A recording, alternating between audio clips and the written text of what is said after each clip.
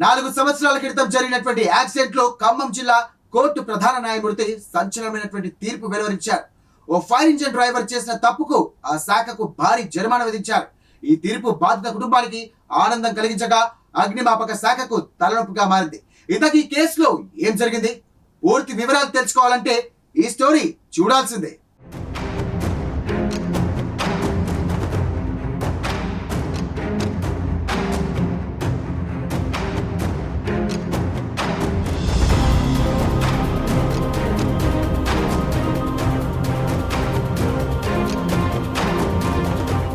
కారేపల్లి మండలానికి చెందిన భార్యాభర్తలు లకావత్ భౌసింగ్, మంగ్లీలు కూరగాయలు సాగు చేసుకుంటూ జీవనం సాగిస్తున్నారు. కూరగాయలు సాగు చేసి ఇల్లందులోని మార్కెట్లో వాటిని అమ్మడం చేస్తుంటారు. సరిగ్గా 4 ఏళ్ల క్రితం ఓ రోజున కూరగాయలమ్మి తిరిగొస్తున్న క్రమంలో ఓ ప్రమాదం జరిగింది.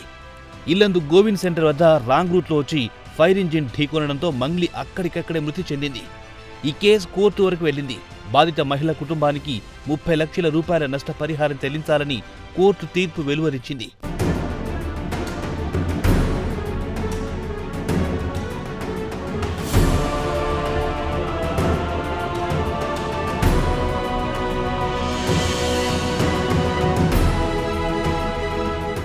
కోర్టు తీర్పు వెలువడి చాలా కాలం తర్వాత కూడా బాధిత కుటుంబానికి నష్టపరిహారం అందలేదు.